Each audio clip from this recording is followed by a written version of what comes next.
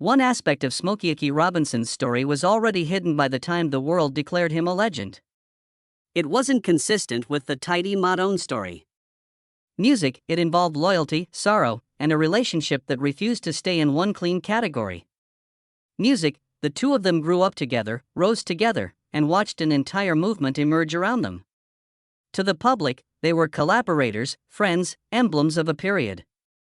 Behind the scenes, the lines were seldom that simple. Smokey swung between denial and evasion over the years. Music never totally says no, but it never quite says yes. Now, decades later, with nothing left to defend, he finally lets one truth slip. And in doing so, he gently confirms what many suspected, but could never verify: the childhood that shaped Smokey Robinson. Born William Robinson Jr. on February 19, 1940 in Detroit, he came up in a working-class environment where money was tight, but love was never in short supply.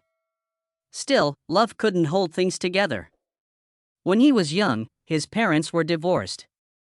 And not long after that, life smacked him even harder. At just 10 years old, he lost his mother. From that point on, his older sister stepped in and became his caretaker and in many music aspects his anchor. Music became his escape.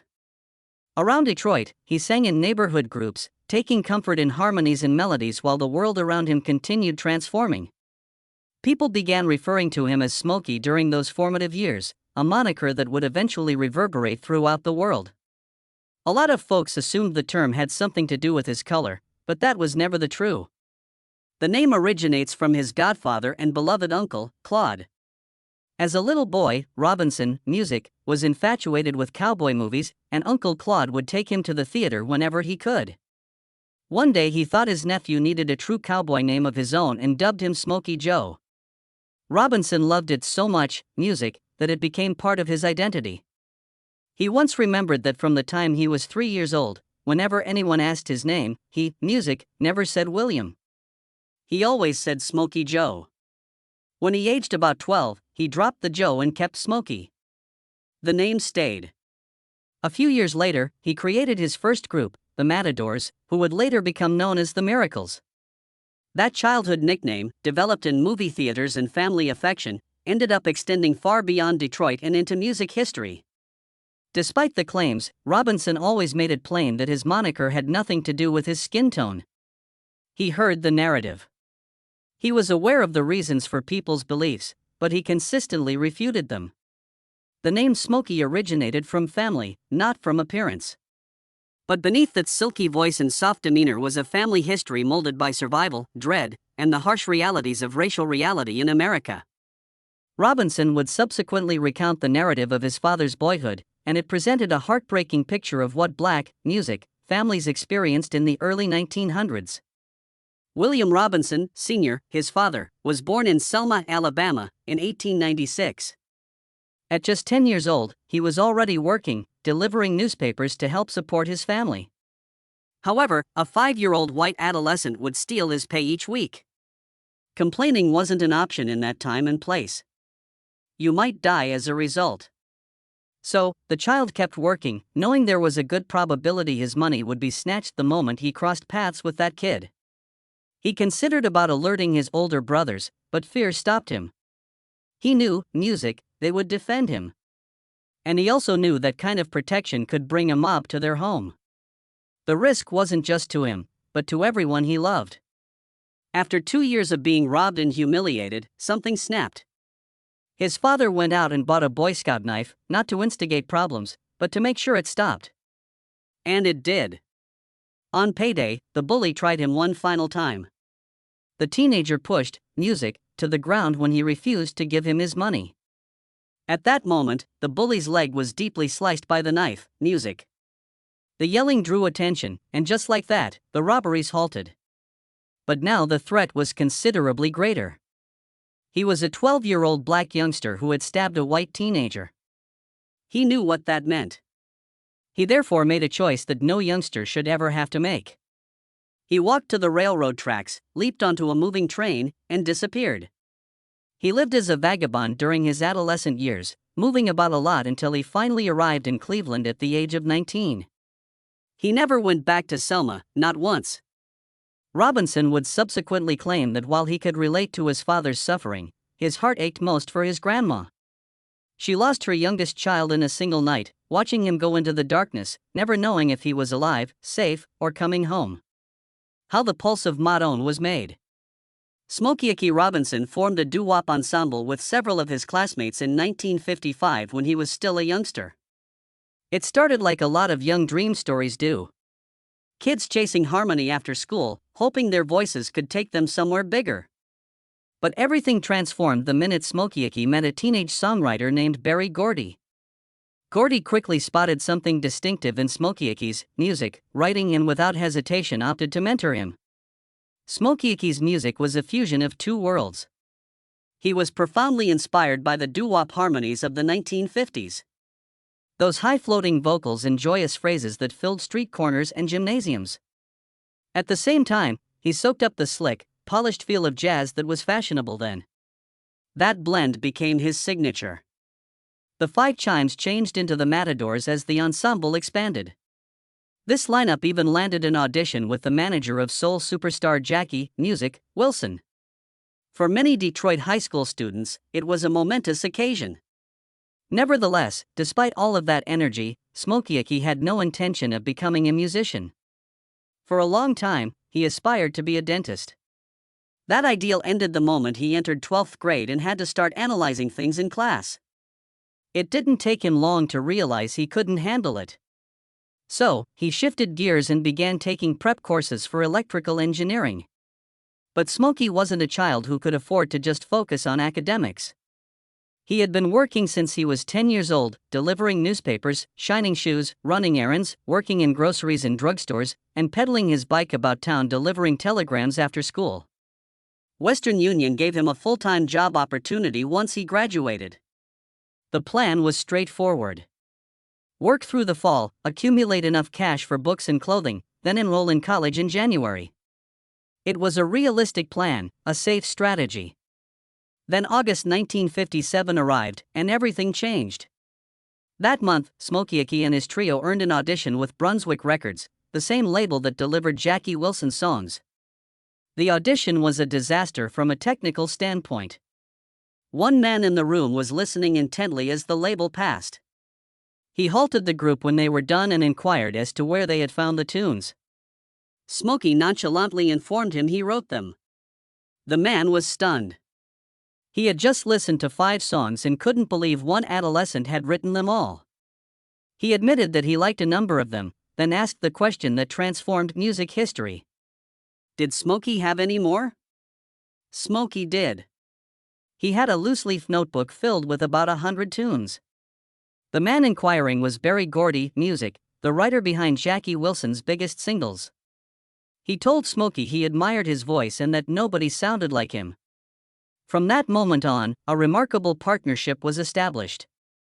The Miracles quickly replaced the Matadors. And when Gordy started Tambler Records in early 1959, the label that would become Motown, the Miracles were among the very first performers signed. Berry Gordy didn't just sign Smokey, he shaped him.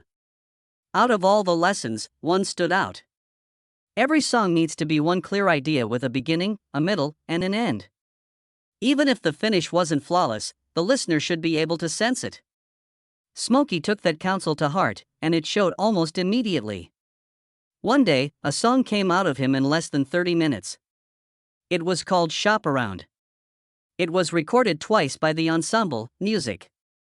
The second rendition was more energetic than the original, which was too slow. After its publication in late 1960, the quicker version was widely available by early 1961. It achieved number 2 on the Billboard Hot 100, topped the R&B chart, and became Motown's very first million-selling record.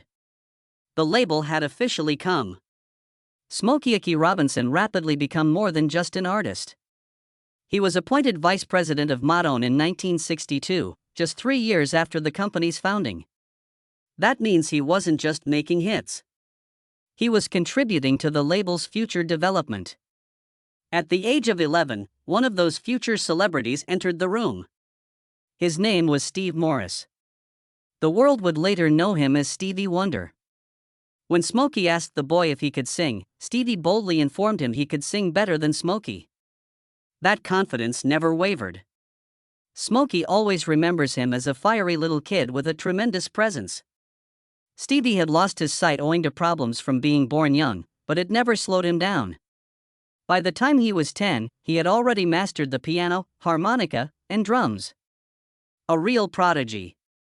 When Stevie began writing his own music, he and producer Hank Cosby struggled to find the proper lyrics for one instrumental composition.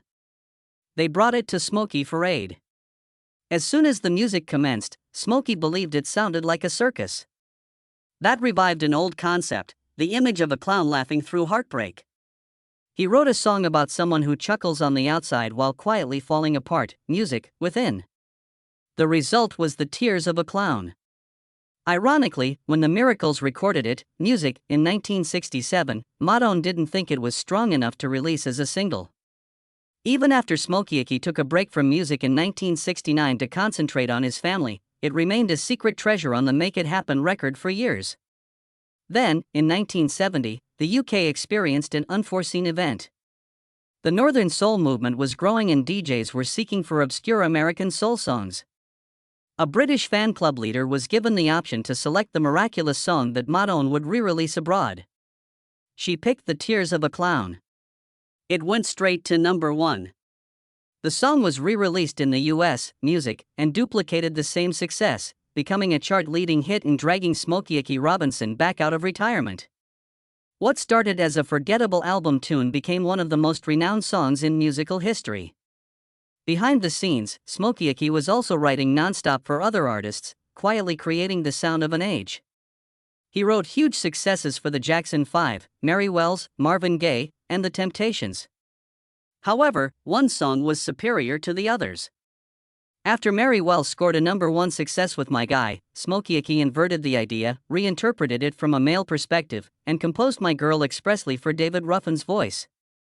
The Temptations added their own enchantment to the background singing, bringing it to life.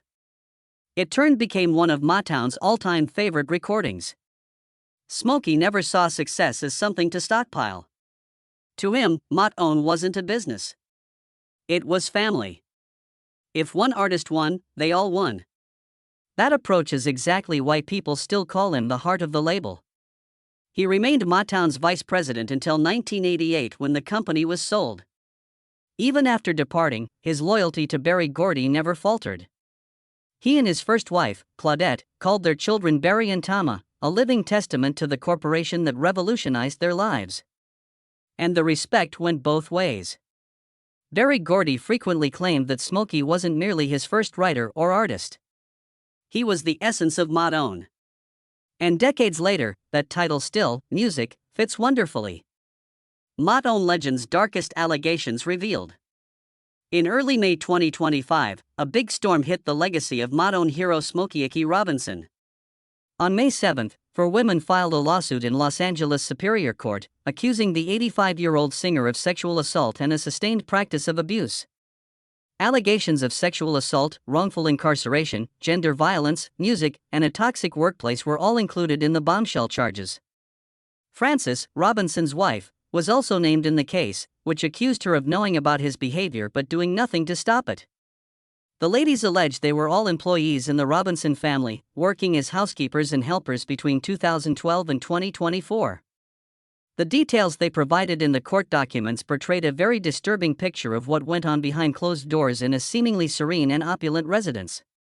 Jane Doe 1, one of the accusers, claimed to have worked for the Robinsons between January 2023 and February 2024. According to her, the first assault happened just a few months into the employment in March 2023. She said the harassment didn't stop there, reporting at least 7 assaults until she finally resigned.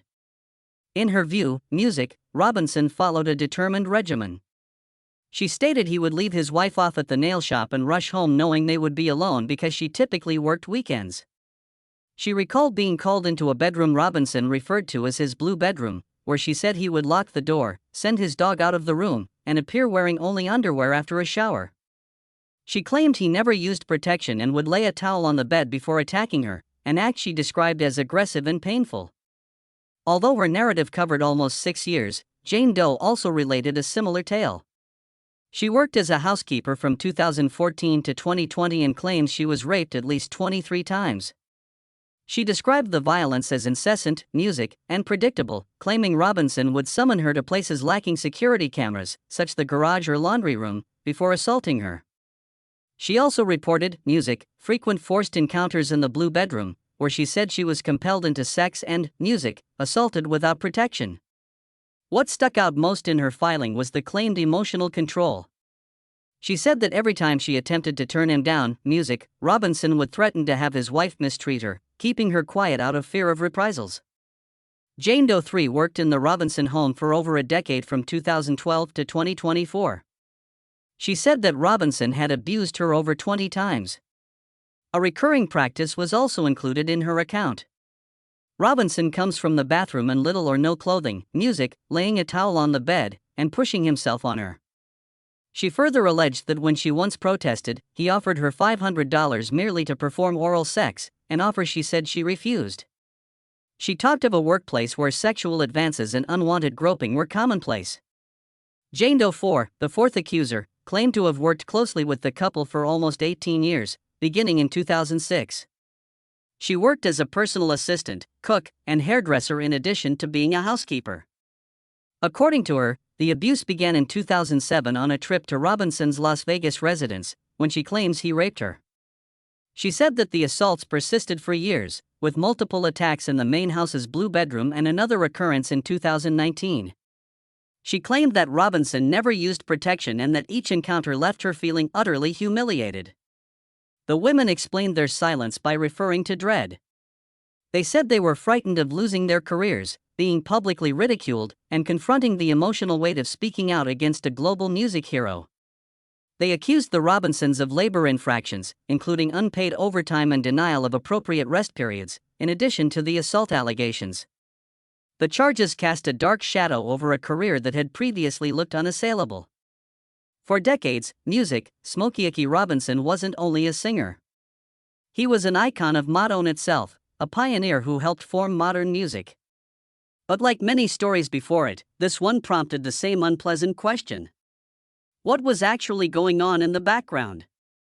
While the public was celebrating, Robinson's legal team promptly hit back, calling the claims ugly and baseless.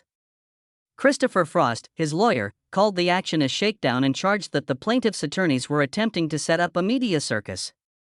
He advised the public to refrain from passing judgment, claiming that the claims were riddled with contradictions and problems. With chronology. In a brief phone conversation with the Daily Mail, Robinson expressed his disgust at the charges. The tabloid stated that he sounded sick and ended the call immediately, stating he couldn't discuss about the topic. The case was initially civil. The LAPD declined to comment, and the LA County District Attorney's Office verified that no criminal case had been brought before them. According to legal experts, criminal trials require proof beyond a reasonable doubt, whereas civil cases just require proof that allegations are more likely to be true than not. Public reaction was mixed. Some supporters expressed shock and disappointment, while others backed Robinson, claiming his age and health made the charges hard to believe. Still, the singer's past was difficult. He had long been outspoken about issues with addiction and infidelity, and many followers accepted his story of restoration through faith. To them, he was more than a performance. He was a trailblazer, a legend, and a survivor. Just 2 days after the lawsuit was filed, Robinson, returned to the stage at the Beau Rivage Theater in Mississippi. He didn't mention the claims once. Instead, he leaned on nostalgia, laughing with fans and recalling stories from the golden days of Motown. The crowd sang along, laughed, and cheered. As if the outer world had momentarily vanished, he departed the stage at the end of the evening to a standing ovation. The narrative then took a different turn. On May 16, 2025, the LA County Sheriff's Department reported that Smokey Robinson was officially under criminal investigation. The Special Victims Bureau stated the case was in its early stages and offered no other details. Robinson again refuted all charges with his legal team, saying they welcomed the probe, calling the truth a powerful thing. The BBC was informed by his lawyer that the claims were made up in order to ruin Robinson's image and make the situation look spectacular. He stated the probe only occurred because the accusations filed a report and insisted both Smokey and his wife had done nothing wrong. By the end of the month, Robinson struck back. On May 29, 2025, he filed a $500 million cross case against the four women, claiming them of slander and elder abuse. Additionally, his lawyers requested that the women's anonymity be lifted, claiming that the accusations were so unrelated to reality that the Robinsons were unable to distinguish between the accusers. The legal cloud above Smokey deepened by the end of May 2025. Music. On May 31, news arrived that yet another sexual assault allegation had surfaced, adding to the mounting pile of charges already threatening to ruin his legacy. This new development occurred just weeks after Robinson and his wife were accused of rape by four former housekeepers. But it also reopened a chapter from the past that many didn't know existed. Music. Records from the LA County District Attorney's Office indicate that Robinson was accused of sexual assault in 2015. That case never moved forward, not because it was dismissed as fraudulent, but because prosecutors decided there just wasn't enough evidence at the time to press charges. The office verified that the claim had been given to them by the Los Angeles County Sheriff's Department, but they declined to divulge any specifics, noting, Music, that an ongoing investigation connected to the latest accusations is still underway. As the audience strove to keep up with the new twists, the story took another turn in Clear's Throat, November 2025. Claims of sexual, music, battery were made by two further accusers. Just 6 months after four former employees had, Music, launched a $50 million lawsuit against Robinson. Those original ladies had sued anonymously in May. But on November 14, they returned to court with a motion to broaden the case, asking to officially include two new claimed victims, a male and a woman. Both said that Robinson had tried to force them to touch him improperly. And with that filing, the complaint evolved from 4 voices into 6, each one reflecting a similar pattern of action. Robinson's legal team responded nearly immediately. His attorney, Christopher Frost, made a statement calling the action a planned money grab intended at abusing an old music star. He insisted that the accusations were false and that, Music, the truth will eventually reveal their financial motivations, accusing the accusers and their attorneys of hiding behind anonymity while pursuing international attention. Unsettling new allegations from a woman known as Jane Doe 5 were discovered in court records seen by People. She stated she worked as a housekeeper for Robinson on and off between 2005 and 2011, Music, and described the harassment throughout those years as frequent. According to her testimony, Robinson, Music, frequently grabbed her hand and tried to push her to touch him, sometimes more than 10 times. Additionally, she stated that he frequently called her into the bathroom to scrub his back while he was taking a shower, Music. She said that Robinson repeatedly caressed her breasts, a distressing event that finally prompted her to have breast reduction surgery in 2015. Her accusations didn't stop with Smokey. She also accused his wife Frances, accusing her of creating a hostile work environment and using racially derogatory language toward her when she was worked in their home. Claims from a guy known only as John Doe were also included in the motion. He claimed to have started detailing the Robinsons' vehicles in 2013. According to his file, Music, Robinson would expose himself in front of him and touch himself while he was present. He stated that the behavior increased in 2022 when Robinson tried to force him to touch his penis. After that incident, he says he was dismissed, but approximately a year later, Frances allegedly called him and requested him to return to work. He did, but he alleges the harassment, Music, continued. The complaint outlines a cycle of dread, shame, and emotional pain that left him continuously worried about his safety and dignity. John Harris, the plaintiff's lawyer, commended the two new accusers for coming forward, calling their choice brave and vowing to work hard to get them justice. He also suggested that these new accounts weren't random or isolated. According to the motion, their stories echoed the earlier charges almost perfectly with the same locations, the same dates, and the same alleged action.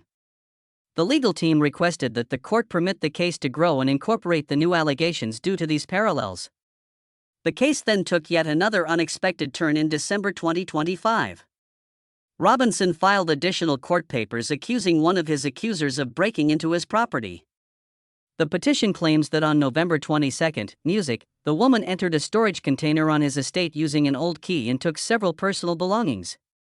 Robinson stated the entire incident was filmed on security cameras, showing the woman packing boxes of items into a music car and leaving with two other persons. The lawsuit contended that while she may have once been trusted with a key during her job, she had no legal authority to be on the premises now, let alone to take anything. As a result, the Robinson family asked the court for an emergency restraining order seeking the return of the things, the surrender of any old keys, and an order forcing the woman to keep at least 100 yards away from the property. One of the four former housekeepers who filed the lawsuit against Robinson in May is the woman mentioned in the document. In that complaint, which Robinson has thoroughly disputed, the ladies accused him of sexual, music, assault, abuse, and wrongful detention.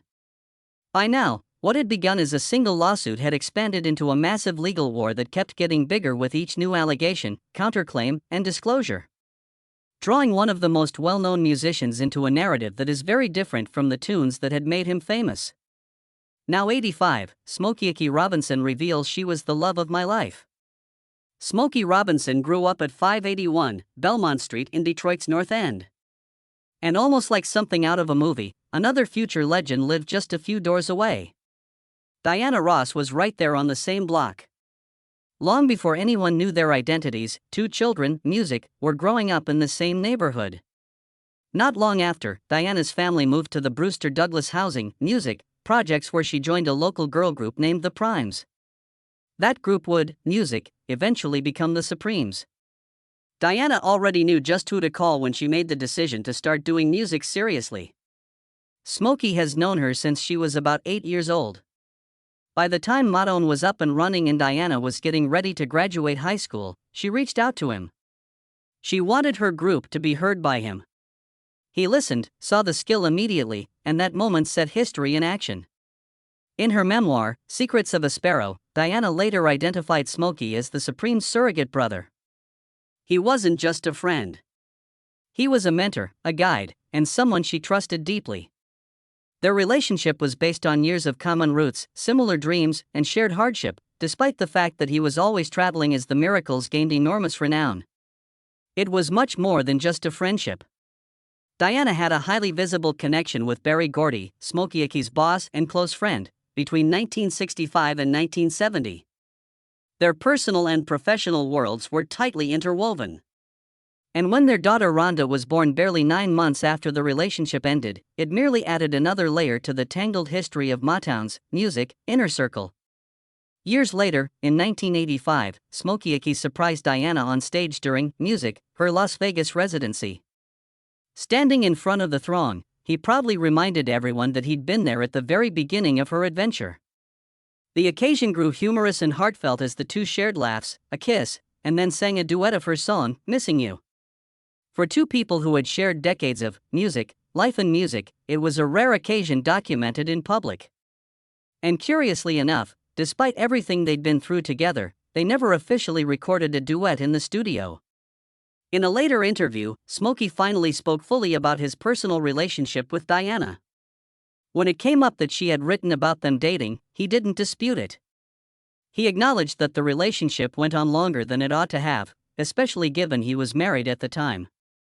It was a weighty admission and one that put their bond in a more difficult light. That honesty stood in contrast to an earlier interview where Smokey had tossed off the thought of romance totally. Back then he had leaned into their childhood bond, saying they grew up just 4 doors down from each other and had always been close. When pressed further, he laughed it off again, stating their intimacy had merely been misconstrued. What remained clear, though, was the depth of their relationship. From neighborhood youngsters to Motown royalty, Smokey Robinson and Diana Ross shared a history that extended deeper than music. Deeper beyond celebrity and far deeper than the public ever really knew.